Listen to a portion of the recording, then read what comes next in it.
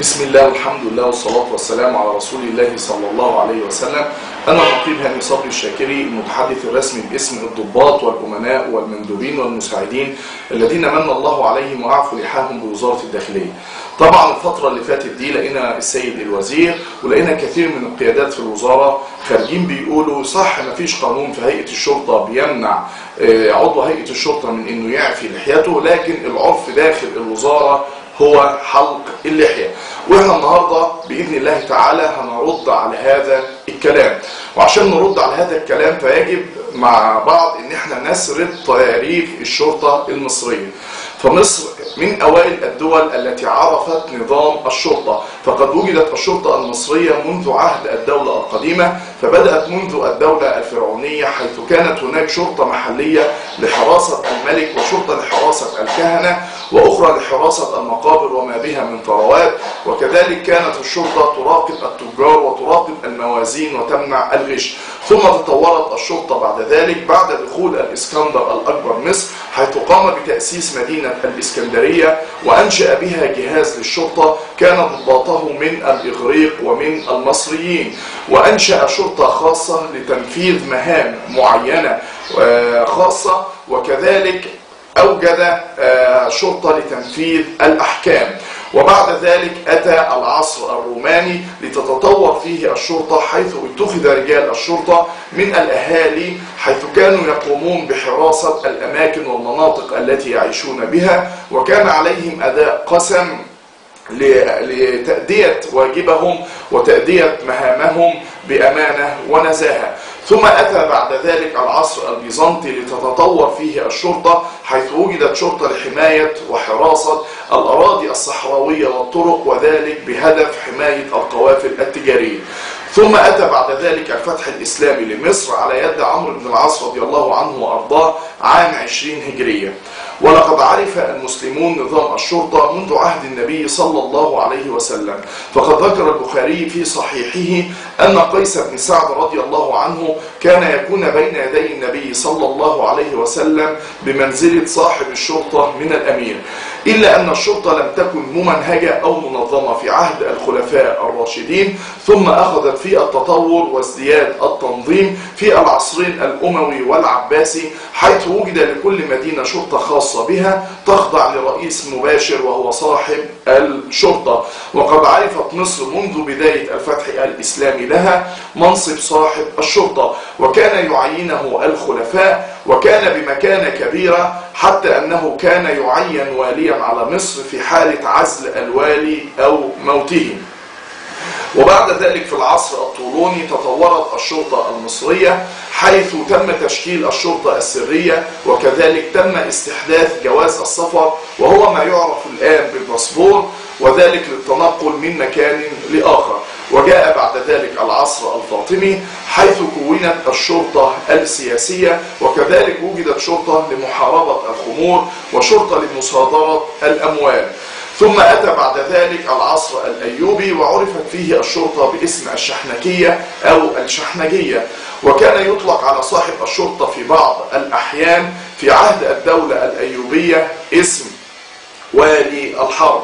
ثم أتى بعد ذلك العصر المملوكي لتتطور فيه الشرطة، حيث تم استحداث نظام الخفر لحماية الضروب والشوارع.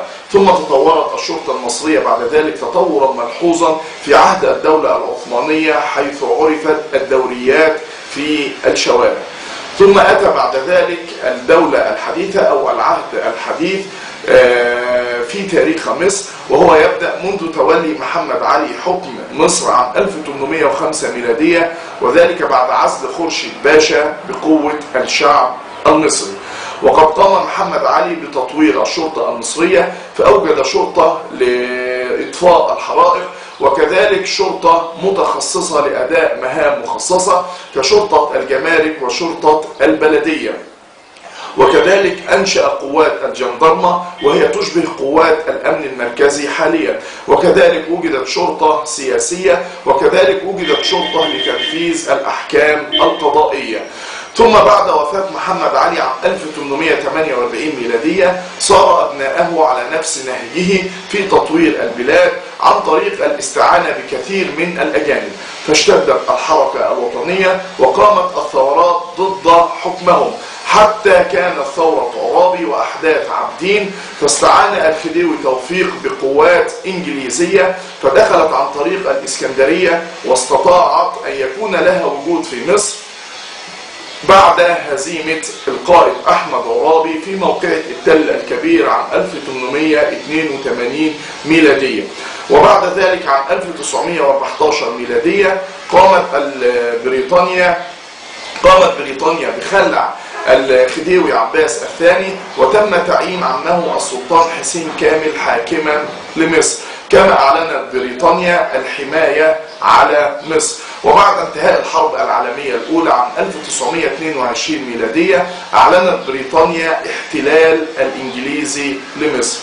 وأول ما قامت به بريطانيا هو أن أعادت بناء وتكوين الشرطة المصرية، فكان أول ما فعلته هو إدخال تقليد حلق اللحية داخل الشرطة المصرية، ولم تفلح في ذلك إلا في بداية الثلاثينات، أي حوالي عام 1932 ميلادية.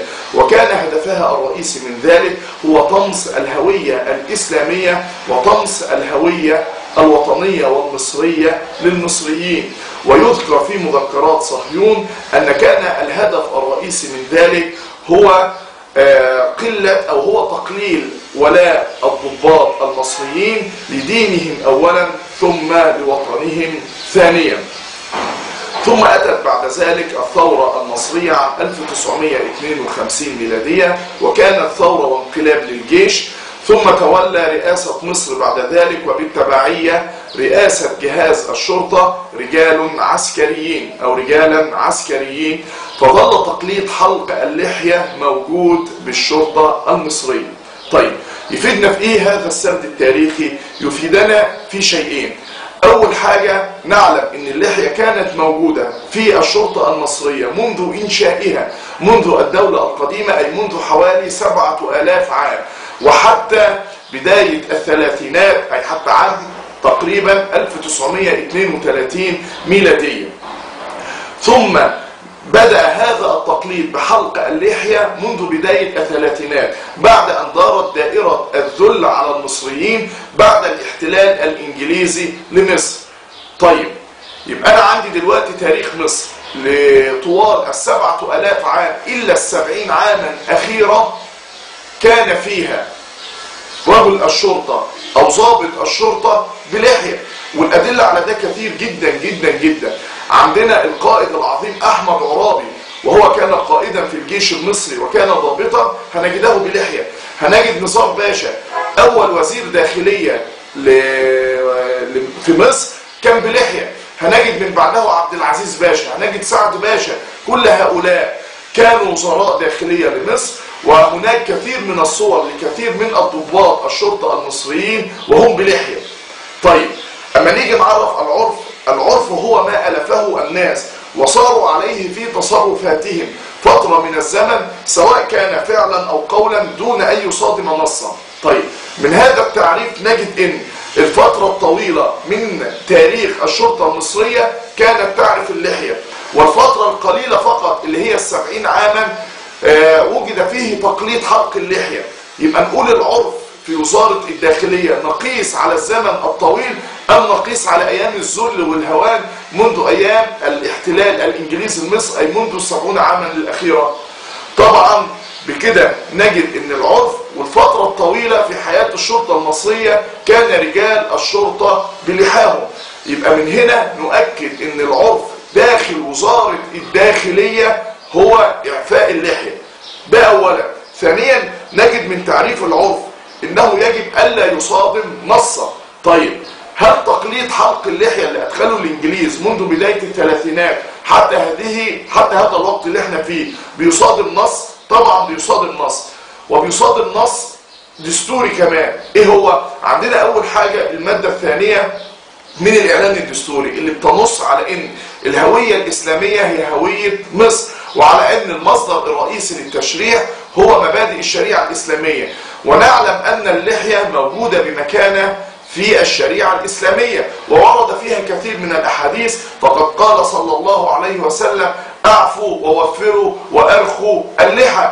وحمل غالبية ومعظم الفقهاء هذا الأمر للوجوب، وقال بعض علماء الشافعية أنها سنة مؤكدة، وسواء كانت اللحية فرضا سواء كانت اللحية سنة مؤكدة فلا يجوز لأحد أن يمنع أحد بتربيتها أو بإعفائها. وهذا ما نصت عليه الفتوى الرسمية الخارجة من المؤسسة الرسمية، وهي فتوى الشيخ جاد الحق علي جاد الحق عام 1881 ميلادية، بأنه لا يجوز لأحد أن يأمر أحد بأنه يحلق بأن يحلق لحيته. وهذه الفتوى كانت موجهة للقضاء العسكري، يعني كانت للرجال العسكريين، فما بالك بهيئة مدنية، وما بالك برجال نظاميين وليسوا عسكريين كرجال الشرطة. ده أولا. ثانيا، المادة الخامسة من الإعلان الدستوري بتنص على أن الحرية الشخصية هي مصونة ولا تمس، وعندنا 14 حكم قضائي من المحاكم الإدارية ومن محكمة القضاء الإداري ومن المحكمة الإدارية العليا بتقرر فيه بأن اللحية حرية شخصية، ولذا فهي مصونة لا يجوز المساس بها. ثالثا، عندنا المادة السابعة من الإعلان الدستوري بتنص على أن المصريون متساوون في الحقوق، لا تفريق بينهم بسبب لغة أو بسبب دين أو بسبب معتقد. وهذا هو معتقدنا، نحن نعتقد في اللحية، فلا يجوز لأحد حتى وزير الداخلية أنه يفرق بيننا وبين أحد ويقول لا اللحية ما تنفعش، أو من له معتقد في اللحية فلا يجوز له أن يستمتع بهذا الحق أو أنه يدخل الشرطة أو أنه يمارس العمل الشرطي. طيب، يبقى دلوقتي عندنا هذا التقليد، وإن سلمنا بأنه عرف في 70 عاما الأخيرة فإنه يصطدم مع كل هذه القواعد ومع كل هذه القوانين الدستورية، علما بأن قانون هيئة الشرطة في المواد من 41 ل 47 وهي المواد التي حددت واجبات ومحظورات عضو هيئة الشرطة، لا يوجد فيها مادة واحدة تمنع عضو هيئة الشرطة من إعفائه للحيته، بل وجميع اللوائح الصادرة لا يوجد فيها لائحة تمنع عضو هيئة الشرطة من إعفائه للحيته. يبقى بالله عليكم القانون معي والدستور معي والشرع معي بل والعرف معي في كل هذا، ألا وهو أن لرجل الشرطة الحق في إعفاء لحيته، فمن يستطيع أن ينكر علينا هذا الحق؟ هذا غير مقبول.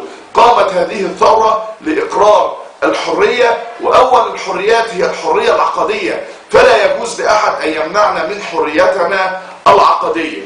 طيب، السؤال بعد كده اللي بيتبادر في ذهن الناس، طب ده وقته؟ هل هذا وقت؟ ماشي، هو حقكم وكل حاجة، لكن هل ده وقت المطالبة بهذا الحق؟ طب ما نشوف الأول الأمن اللي مش راضي يرجع حتى هذه اللحظة. طب هل اللحية علاقة بالأمن؟ وهل اللحية علاقة بعودة أركان النظام البائد وإعادة نسخ النظام البائد؟ أنا أقول أيوة، لكن التفصيل هنعرفه مع بعض المرة القادمة بإذن الله تعالى. والسلام عليكم ورحمة الله وبركاته.